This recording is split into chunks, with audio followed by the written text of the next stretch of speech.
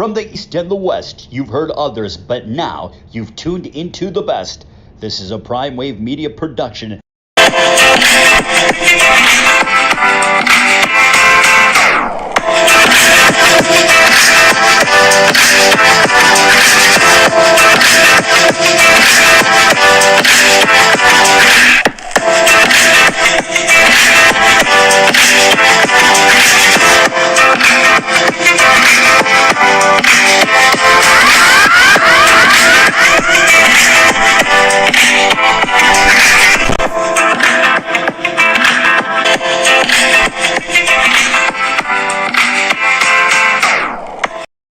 What's up, world? It's the one and only Pop DBICD Primetime Capper, and it is time for the premier sports betting show, the PrimeTime Angles Live. I'm feeling good. I'm feeling great. It is Friday, the final day of the week, and everything like that. It's been another really fun week, and we are slowing down a little bit here in the football world. You know that we don't have much to get into on that agenda.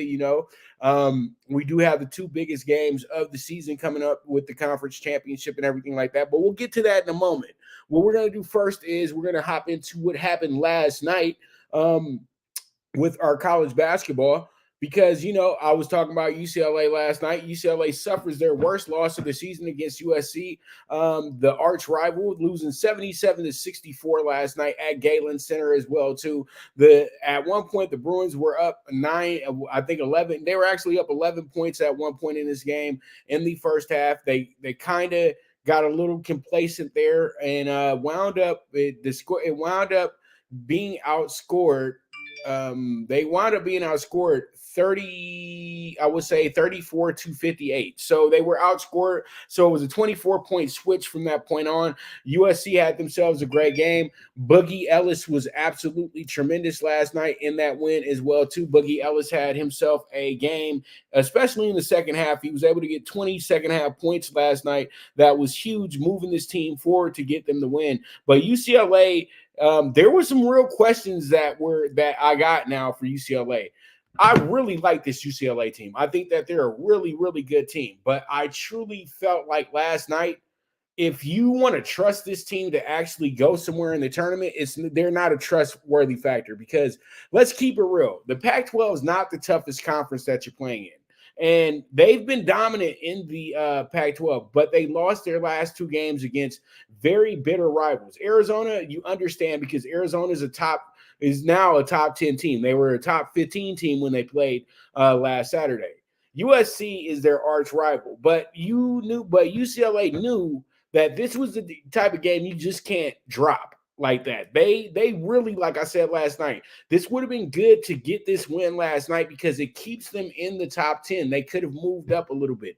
Now what's going to happen is they're actually moving out the top 10, and they might not even be, say, 13 or 14. They may land at 15, but the way that these moving parts have been going, I really feel like if they don't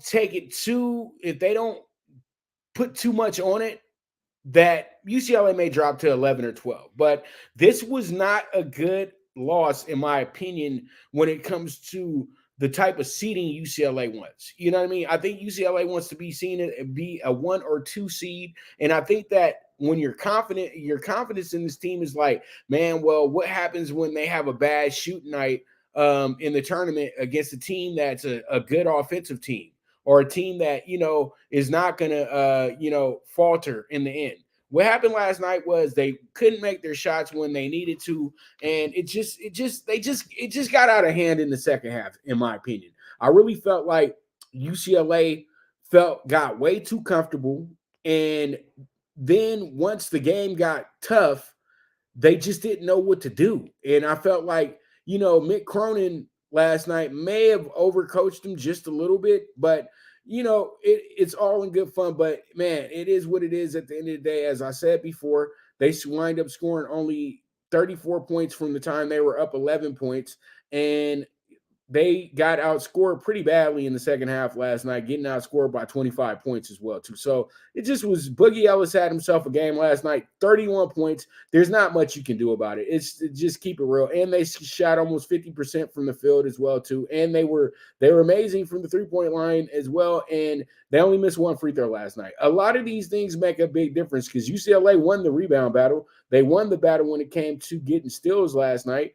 Only thing that UCLA didn't win was the game last night. So, there's a lot of things that you just look at and you tell yourself, it should be better. But then you tell yourself that this is something that needs to be fixed right away with UCLA moving forward. So we'll see how it goes. We'll see how it shakes out. I know UCLA and USC are both happy because they have the weekend off.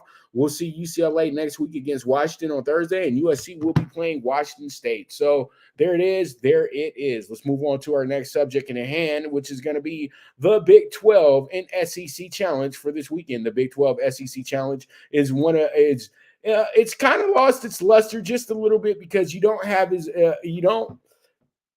the bottom teams aren't that good in the SEC, but we all know the Big 12 is the best conference in the nation. Literally, the only conference that can damn near put the whole conference in the tournament this year. That's how good the Big 12 has been this year. Only team that they would have a gripe with is possibly Texas Tech because they are 0-8 in conference play. West Virginia's not having the greatest year either.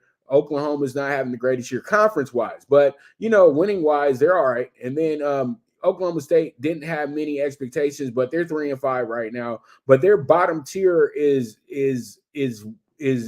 much better than the bottom tier of the SEC. Now, when I look at these 6 teams that are ranked right now, Kansas State, the number one team in the clubhouse, even though they're coming fresh off of a loss to Iowa State. Then you got Texas, number 10 in the nation. You have Iowa State, number 12 in the nation. Then you have Kansas, number 9. And then you also have TCU, number 11. And you have Baylor, number 17. They are all split up by one game right now. You got a 3-way tie going for the 1 seed right now in the Big 12 tournament as well too. So this group has a lot of parity to it.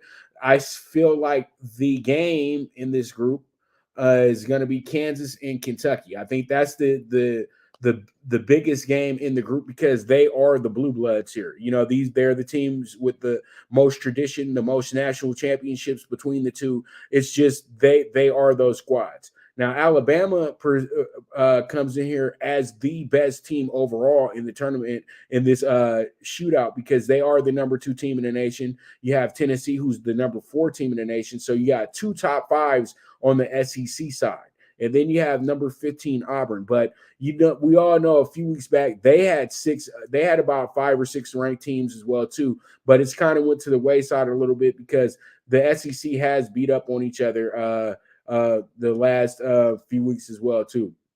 Now you do have Auburn, who's number 15 in the nation, and when you look at the top of the SEC, it's a little bit of a tough bag as well too. You got some surprise teams right now with Georgia. You also have some surprise teams right now with Missouri as well too, and Vanderbilt's actually becoming a tough out as well too. But a big disappointment is Arkansas. They have a losing record right now, 3-5 in conference play, but they're 14-6.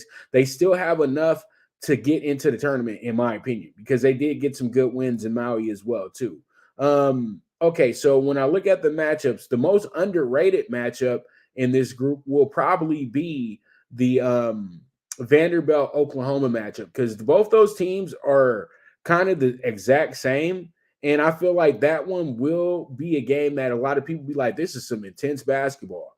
And then a game that could surprise a lot of us with a big, big upset in that spot, I would say Kansas State and Texas A&M. Texas A&M is going to be at home.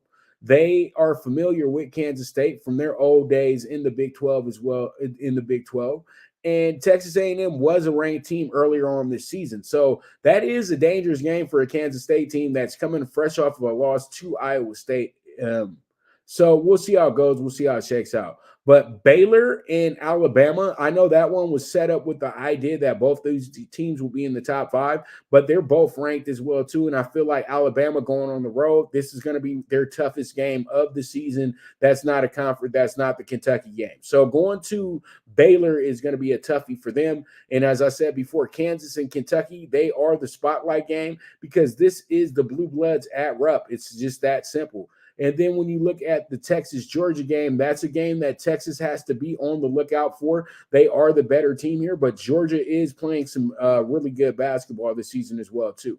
TCU, Florida, if the game was in Gainesville, I would be like, well, Florida would be tough.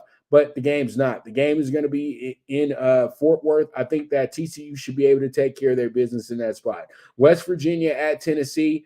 This one right here is a game that can wind up being a very, very tricky situation. West Virginia's not playing great basketball, but they still have Bobby Huggins as their head coach. And Tennessee has been known to falter in spots like this as well, too. I'm just remembering the game that they played against Colorado earlier on this year. So we'll see how this one goes. We'll see how it shakes out. But all in all, probably the one game that none of us will even worry about is going to be South Carolina and Oklahoma State. That's one that's whatever. But I would say Iowa State, Ole Miss, that looks like an Iowa State win, but that's a toughie as well, too, because they're on the road.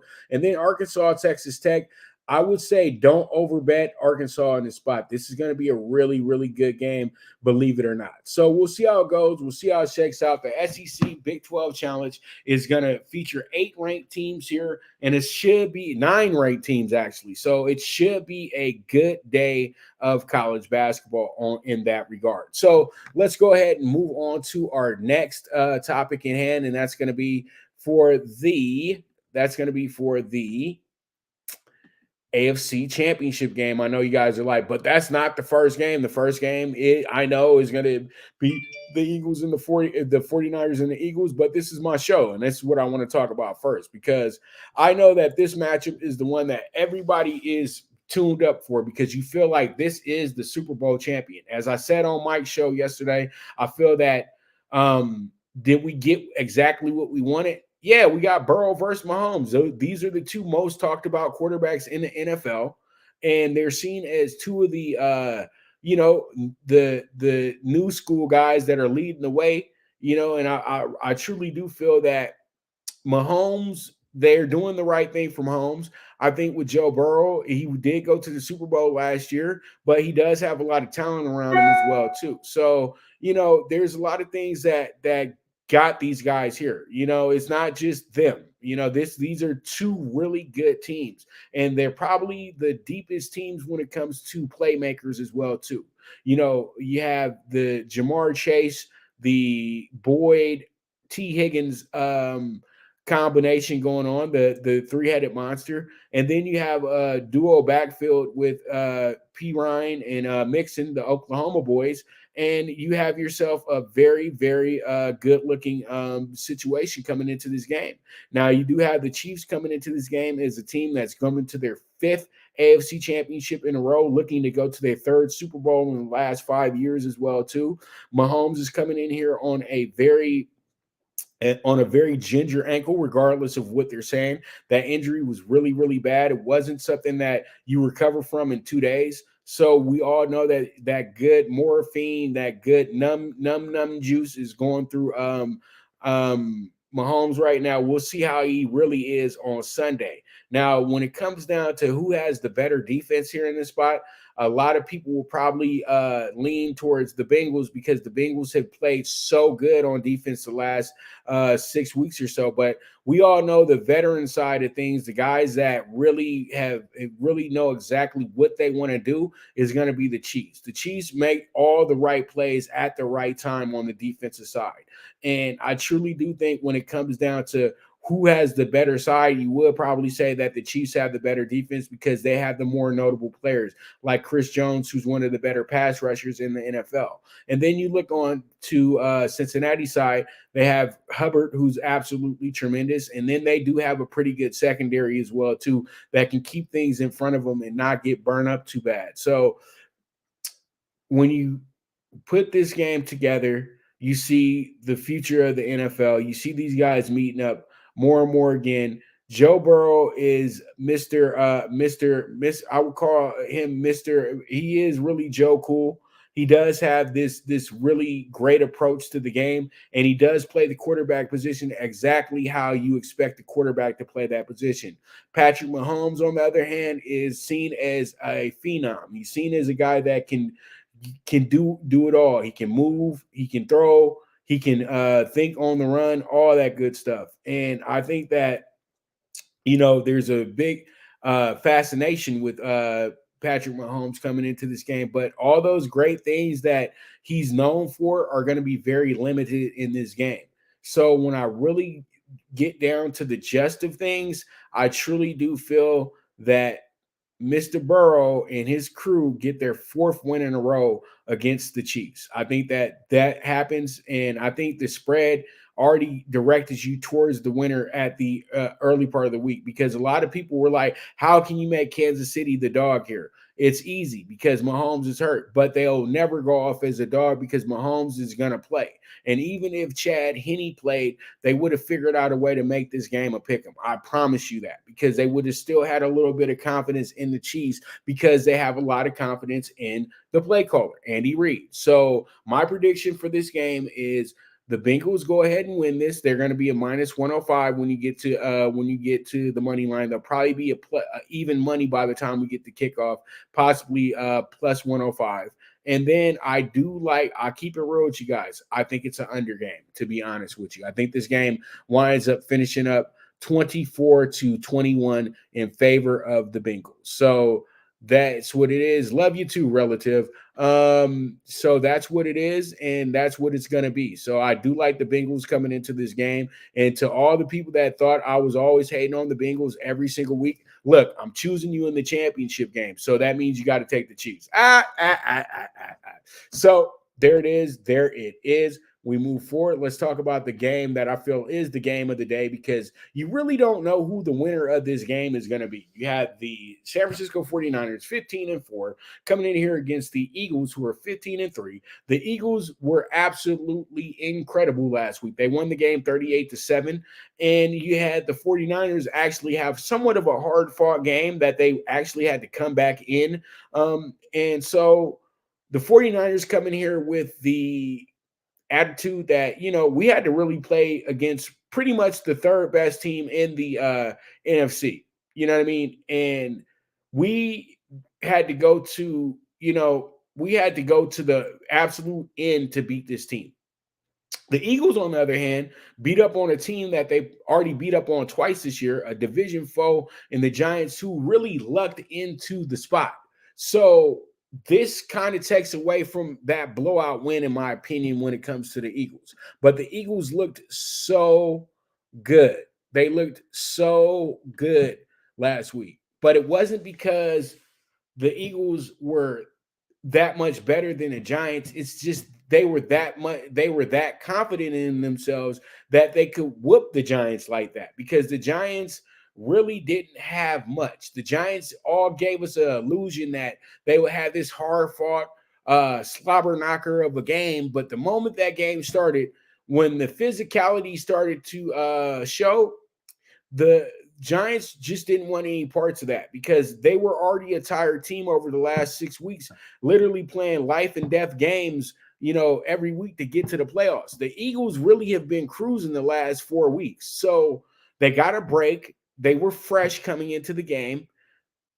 Hurts is much better this last week than he was the prior weeks, because he was hurt and he got some rest now. And they went ahead and got themselves what we like to call at the racetrack a formful win. There was no doubt about it after the first quarter. After they went up 14-0, you said to yourself, there's no way that the Eagles lose this game, because the Giants just were their energy was never the same energy as the Eagles. Now, with the 49ers, their energy stepped it up in the second half, in my opinion. So I feel like both these quarterbacks, you have to judge them the same way. It's their first huge super game in the NFL. Purdy was really not expected to be the quarterback here. Jalen Hurts if it was up to you last year or the year before, he wasn't expected to be the quarterback here. And literally, you kind of didn't expect the Eagles to be here at all. So the Eagles, to me, are the true underdog in this spot because they have the coach that's not popular. They have the coach that is seen as a coach that's literally inherited a great roster, and he's been able to get the best out of it by pushing the right buttons. You look at the 49ers, they got Shanahan, who comes from a championship lineage with his father, who won 2 championships with the Denver Broncos and won a few championships as a coordinator with the San Francisco 49ers. So they have this ideology that, that just because they're have had their success in the NFL, that this team is the better team, the more ready team. But they have the quarterback that is the question mark. And I know that Brock Purdy is due for a bad game. Will it be Sunday? That's the biggest question. But when it comes down to this one right here, I'm going to say this. The best player on the field on either side of the ball is going to be Jalen Hurts, because Jalen Hurts is really, in my opinion, the MVP of the NFL. And I feel like this is his big moment to tell everybody that doubted him, thanks for the motivation. And I think that's exactly how this game goes. I feel like the Eagles win this game, and I feel like what really happens in this game is that it winds up being a pick 'em by the time we get to kickoff. I just think that there's going to be a late, big, humongous, huge bet on San Francisco coming in this game, and it's going to make this game a pick 'em at the end of the day. But they're at 2.5 right now, over under 46.5, and I'll keep it real. I like the over here. I don't think that defense is going to be as great as they've been the last few weeks. I think that they're going to, since you got 2 quarterbacks that are real mobile and they can figure out ways to get broken plays and chunk plays like that, I think that's how this game winds up. It's really going to come down to who wants it more in the end. And I feel like the Eagles are going to want it just a little bit more in the end. I feel like the 49ers are kind of trying to be entitled to winning this game because they've been so successful over the last few years, but that doesn't mean that they win the game. But we all know the 49ers are going to be the toughest game for the Eagles all season, and the Eagles will be the toughest game for the 49ers all season. I look forward to noon Sunday Pacific time for the kickoff of this game. And so with that, we're going to go ahead and take our first break of the show. And when I get back, we're going to go ahead and jump into the NBA. And up first, we'll talk about the state of Lakers. Then we'll get into the NBA Friday night with the 5 games that are on tap. So you guys stay tuned. This is the premier sports betting show, the PrimeTime Angles Live, with the one and only Pop DiBiase, the PrimeTime Capper.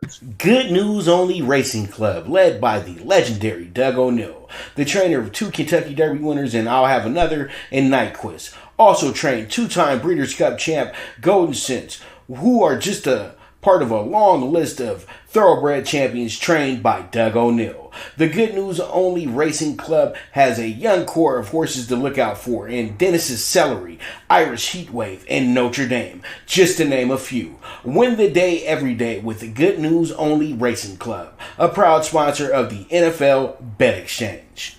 From the East and the West, you've heard others, but now you've tuned into the best.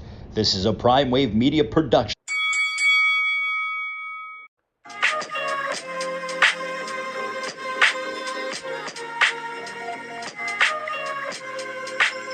Tune into Big Wave Boxing every week with a brand new guest with the one and only Pop DiBiase, the PrimeTime Capper, getting the best boxing stories, best boxing angles, and the truth when it all comes down to the sweet science. Tune in to Big Wave Boxing on the Prime Wave Media channel on YouTube.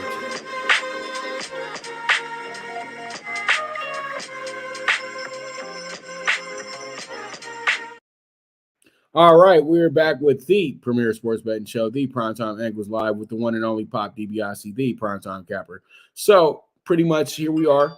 Let's go ahead and jump into our next topic at hand, and that's going to be the state of the Lakers. The Lakers are playing tomorrow night in Boston against the arch rival, the Boston Celtics. And man, you always know that this game does bring up all the feels, all the stuff that really gets you really fired up when it comes to basketball. So you have a lot of different things that you can go ahead and really exploit when it comes down to the Lakers and Celtics. Like, these two teams are really the pinnacle of all basketball, even though it hasn't been like the way that you would want it to be over the last, 25 years or so. They've only met once, in the finals, twice in the finals over the last, what was it, 14 years or so. So, the Celtics Lakers still take a lot of precedence in the NBA because they've had the greatest games in NBA history. It's just that simple. And there's a lot that goes into this as well. And then, that this one is big because you have LeBron chasing Kareem's scoring record. And you know that he's going to try to have a big, big night after only scoring 20 points the other night, but he did have AD back, who had 21. So the Lakers coming into this game, it's going to be a star on stars game. This isn't going to be a game where the Lakers are coming in here with just LeBron. They're going to have AD. They're also going to have a very good player in Rui Hachimura, who they keep telling me is a big, big deal in Japan. So that's good for him in a sense that he's now able to really grow his brand the way that he wants to grow his brand, because they can say what they want about him being is so famous in Japan. But literally at the end of the day, people just got to know him when he got to the Lakers. Like, nobody really pays attention to the Wizards. So them kind of trying to play that angle up was silly in a sense to me, because it's about what's going on in this country, not in that country. So you have a guy who showed some really good looks the other night, and this does make for a good little big three for the Lakers. And then you add in Westbrook as well too, who's actually rejuvenated his game as well too. So that's exactly where the Lakers are right now. But then you got the Boston Celtics, man. The Boston Celtics are really good. You know what I mean? The Lakers 8-5 this month. The Celtics have just been lights out this month.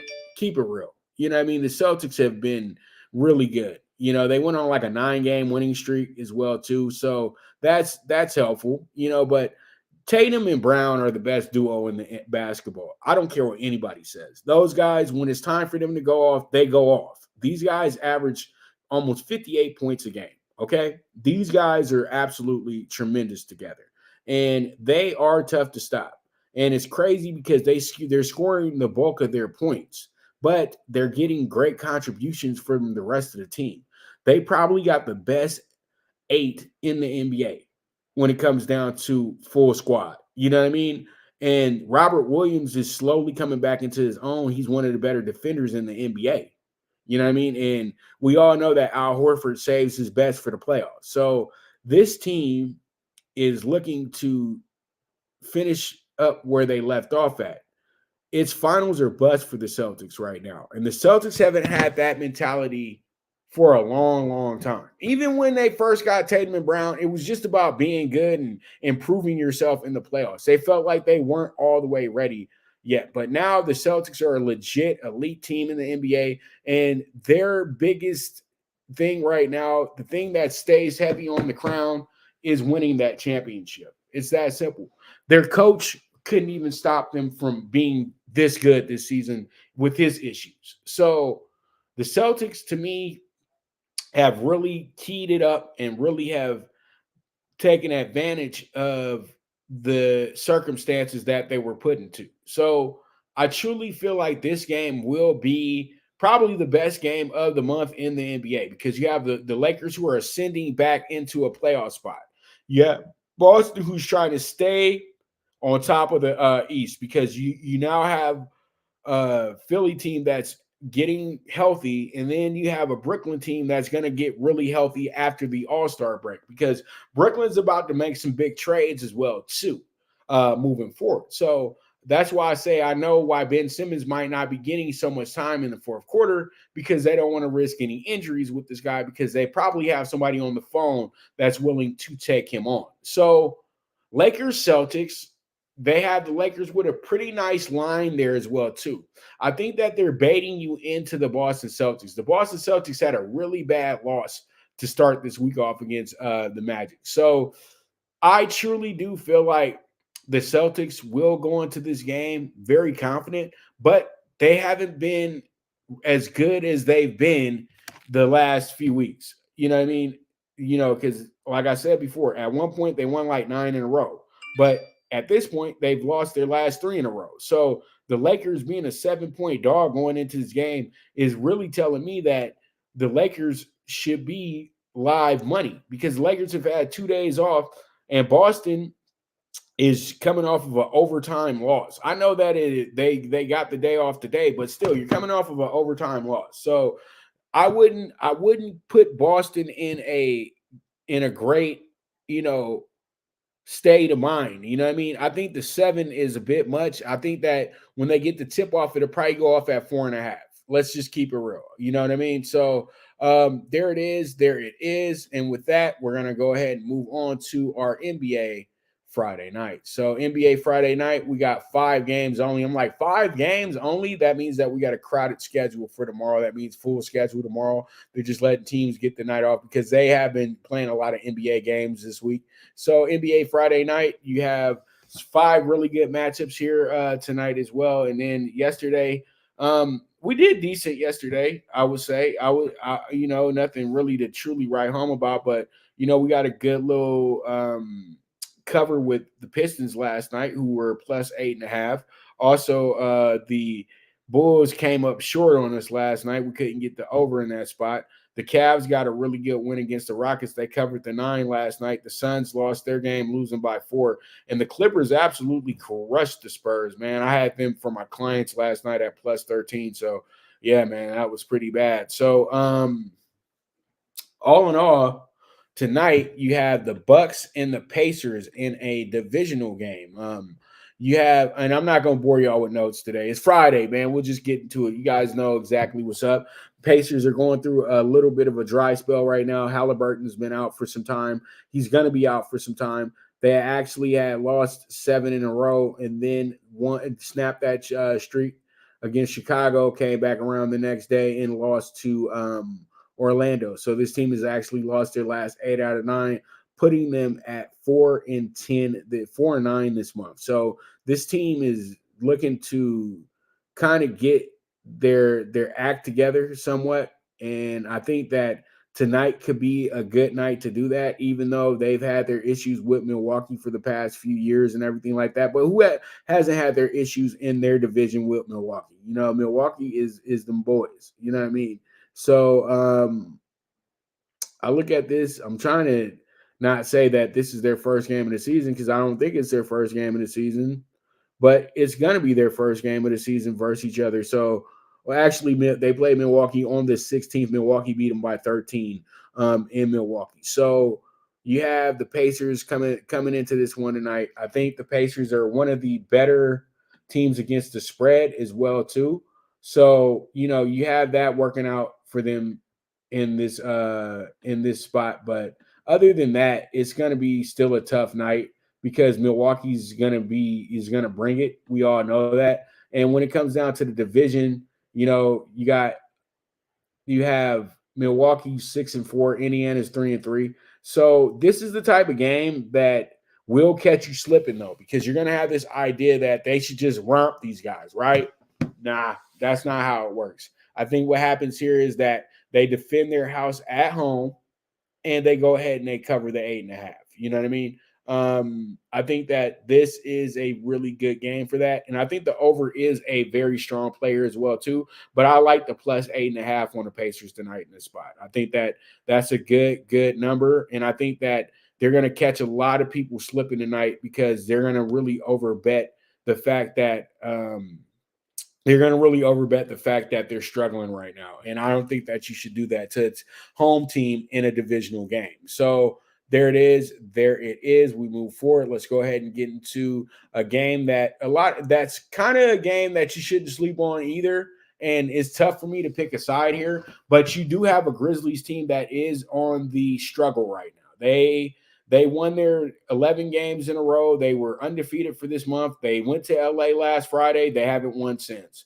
The Lakers, I wouldn't say the Lakers are in their head. I would say that the Grizzlies just got a little too cute, and now they are reaping. Now they are, dealing with it. They are dealing with their BS, and they did start off the month great. There's no doubt about it. They were great to start the month off, but right after they had that little issue with Shannon Sharp, the team just hasn't played that well. You know what I mean? But I think that they just keep coming up short. It's not that it's a them thing. It's that pretty much we're at that point of the year where teams will go on a nice little run. They won 11 in a row, and now they've lost 4 in a row.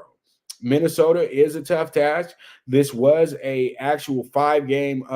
This was a 5-game road trip as well too. So Minnesota does present a very tough option tonight. But I'm knowing this. I know the Grizzlies don't want to go out not winning a game on the road. This kind of shows this will kind of show that this team is not as good as they think they are. So they really do need to get in this game and try to win tonight. Now, after I said that, as I said just prior, that this team is now 9-4 on the month. They were 9-0 on the month. Now they're 9-4. And I don't know if they can just end the month like this, to be honest with you. You know what I mean? Just losing, so we'll see how it goes. But you have a Minnesota team that's played much better this month. They've actually worked themselves back into the playoff race as well, too. They're actually in a good spot, to be honest with you.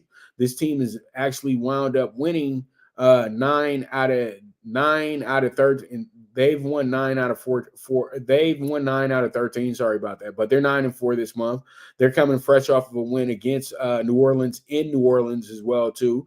But they did have a bad loss this week against Houston. So this team is a team that's really inconsistent. But I think that they will want to get this win in because they do have themselves 3 games in the next 4 days, because they play Memphis tonight and then they play Sacramento on not a back-to-back, but they play Sacramento on Saturday and on Monday. Both games are at home. So we'll see how it goes. We'll see how it shakes out. But I truly do like the over in this spot. I'm not the over. I mean the under in this spot. I think that's what happens here. The Grizzlies are just trying to get themselves a win somewhat, or just win somewhat and just get home. They're not trying to be in this game all night long. Whenever a team is ending a road trip, I like to bet the under, because I've always feel like that team doesn't care to be in that game all night. You know what I mean? So it is what it is. Under 238, and we'll see how it goes. We'll see how it shakes out. We move forward from there. All right, so let's go ahead and jump into our next game, which is going to be a Florida rivalry. We got Dade County going against, I don't know what they call the county in Orlando, but we going against the Disney boys. You know what I mean? So, we got the Heat coming in here 27-22, and you have the Magic 19-29. The game is in Miami. This game is always, to me, a game where you really just you really just toss up your hands and say, you know what, tic-tac-toe, I'll just go ahead and take this as the winner. I say this because tonight I'm going to be a little bold here. The Magic are one of the biggest dogs of the night. They are another 8.5-point dog, but I'm just going to go ahead and jump the gun just a little bit here and jump on the money line tonight with the plus 265. This team has won their last 2 games in a row. They got a very good win over Boston, and they actually beat Boston by 15. They got another great win the 2 nights later against Indiana, beating them 126-120. They've won their last 3 out of 4 as well. So I really, truly do think that this team keeps the good times rolling. I know that it's rare for them to win 3 in a row, but they've done it before, and it seems like they're playing really good basketball on the road this month. Even though their record doesn't reflect that, I'm seeing it right now that they most of their games on the road were very close. And when you look at who they lost to, these were some of the better teams in the NBA. But the way that they're feeling this week, it's about this week. I think that they go ahead and they get another win this week. So I do like them with the plus 265 money line. Let's see how it goes. Let's see how it checks out. And you know what? The Magic are always ready to upset the Heat. I've been watching it for years. And then when the Magic are a good team and the Heat are a bad team, the Heat always figure out a way to beat them. So that's where I'm taking this one, and that's where I'm going with this one. So pretty much let's move on to our next game, which is going to be the Cavs and the Thunder. This game is going to be in OKC tonight as well, too. As you guys all know, OKC is the best team when it comes to the spread this year as well. This team is just absolutely tremendous on that accord because I don't know, they just cover, and they're one of the best dogs in the league as well too. So they made sure not to make them a dog tonight either. They're 30-17-1 against the spread this year. And then you have a Cleveland team that comes in here. Cleveland's had their issues with the spread. They're kind of middling. They're 25-22-3 on covers. But on the road, they're not one of the better teams either. But these type of games are the games that, they know they need to win, but there's a reason why they're a 1.5 point dog tonight, because OKC is much better than advertised this year, but they don't want to say much about them because it's OKC and they don't have a big amount of stars, but they're 14-10 at home, while you have this Cavs team that comes in here on the road and they're ending their road trip as well too. They're coming in here 10-15 on the road. So that's why you get a slight favorite in the Thunder. But when teams like the Thunder are the slight favorite, I don't see the value in them anymore. They're only valuable when they're a dog, in my opinion, because usually when they're a favorite, they wind up getting beat because they have this, they don't, and sometimes they don't even know that they're a favorite. It's just the mood of the game. You know what I mean? And so they've won their last 5 out of 7, but they've dropped their last 2 out of 3. You get what I'm saying? They had won 4 in a row, then they lost 2 out of 3. So they lost a close one to Atlanta the other night at home. They lost to them by 5. Cleveland's a bit better than Atlanta, but that doesn't make me jump on the side. This makes me look at the over-under and say to myself that this one winds up being a under what we have on the spread tonight, because the Cavs are a team that tends to go under. Well, it's not an under, it's an over. I'm so sorry. I got this game going over. Man, put down the weed, dog. But I got this game going. Over tonight. So I think the 221 is a good number, but don't ever get too comfortable with that, because over 221 means that they're expected to have a low amount of points. But this month, the Thunder looking pretty good, though. They have won 8 games this month, lost 4. So that's really good. And this team really hasn't had any bad luck this year, 23-25, but they've consistently 1-2, lost 2, 1-2, lost 2, 1-1, lost 1, 1-1, lost 1, lost 2, win 2. That's exactly how the Thunder season is going, in my opinion. You have a Cavs team that is looking to end well, you know what I mean? Because they have had a good little long streak. I mean, not a long streak, but they're trying to end this road trip in winning fashion. They got a good win the other night by winning by almost 20 points. They won by 18 against Houston. Oklahoma City, this is a game that they beat Oklahoma City by 8 in Cleveland. So, they do have a bit of an advantage, but it's going to be a really good game tonight. Cavs actually this month, they are 7-6. So, they've been a little back and forth this month as well, too. So we'll see how it goes. We'll see how it shakes out. But I do like the over in this spot. All right, so let's go ahead and jump into our final game of the group, and that's going to be the Warriors and the Raptors. This game was actually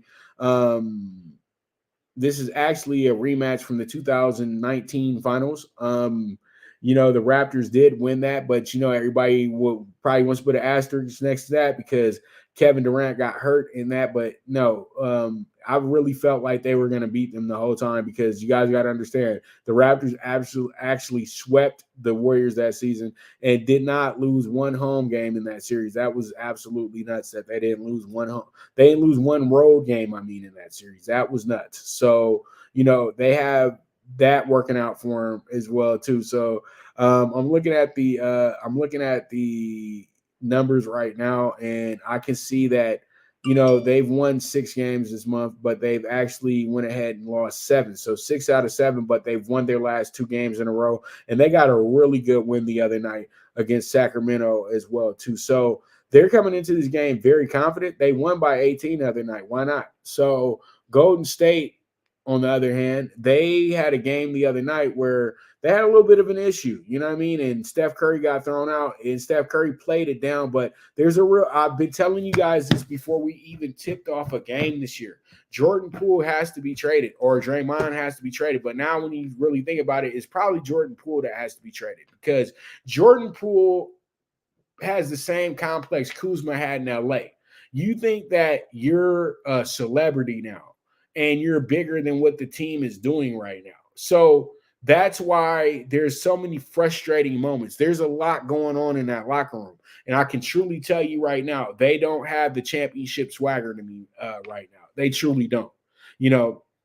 This team is, in a sense, very disappointing, to be honest. You know what I mean? They're not as good as advertised. They're 5-7 this month.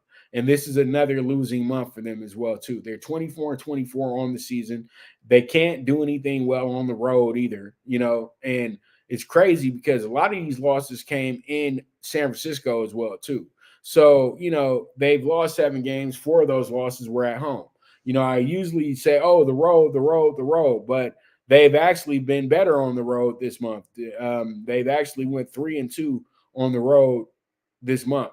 And that's like their best month on the road. So when I look at this one, I truly do feel like the Raptors will probably get a lot of love tonight because the Warriors are struggling this month and they've won their last 2 in a row. But the Warriors bounce back tonight and they make it a Friday night fun fest over at the Chase Center. I like them with the 5. Let's see how it goes. Let's see how it shakes out. We move forward from there. All right, so let's go ahead and jump into our next topic, and it's your favorite topic, my favorite topic, and that's going to be Talkin Tickets. So let's talk those tickets, and let's get Talkin Tickets, the headline, in here. Thought I had it in here. Talkin Tickets. All right, so we talking them tickets, and up first we're going to jump into the NCAA. We got the CBB PrimeTime PK6. We have Detroit tonight, plus 125. Detroit's playing against Robert Morris. So this should be a good little game between the Detroit Mercy boys and the Robert Morris boys out of Cleveland. And then we have Iona with the -7. We also have St. Louis with the -135 tonight in their A10 matchup. And then you have North Dakota with the +8. And then we have Kent State with the -10.5 tonight in that spot against Buffalo. Kent State is a really, really good team as well, too. That's a team that you do need to look out for if they do make the tournament, because I think they advance as well, too. Then you have Air Force at +12.5 tonight. That should be a good game, and that's a possible backdoor upset, in my opinion. You know what I mean? That's a possible 2-point win for Air Force if they play this game the right way. All right, so there it is, 51-1 on the PrimeTime PK6. At least we got over 40 on the odds today. I really like that because we've been having 35, 36, 37-1. And so we finish up 48-1 ticket tonight, super high 5. Lots of help from our big dog tonight. We got the +8 on the Pacers. We have the under 238.5 with the Grizzlies and the Wolves. The over 221.5 Cavs Thunder. And then we have the Magic dog bet of the day +265. And then we finish up with the Warriors at -5. So that's our ticket for that right there for the NBA tonight. And there it is. Talkin Tickets. So I want to thank you guys so much for tuning in today and all week. If you guys see me live, great. If you guys watched it on the replay, great. Want to give big shouts out to everybody who retweeted when I did send the message for you to retweet.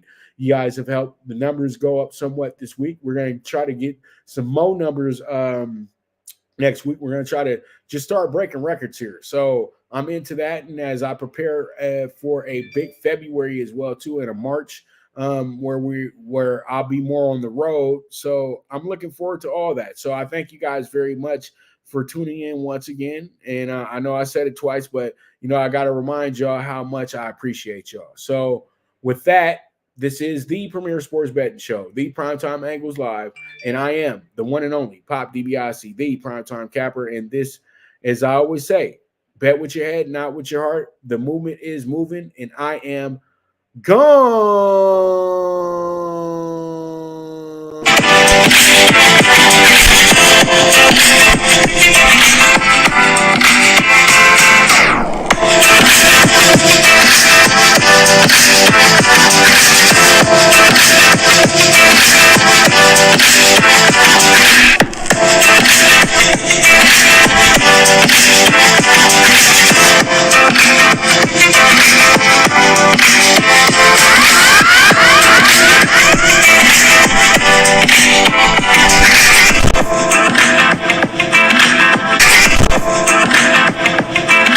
From the East and the West, you've heard others, but now you've tuned into the best. This is a Prime Wave Media production.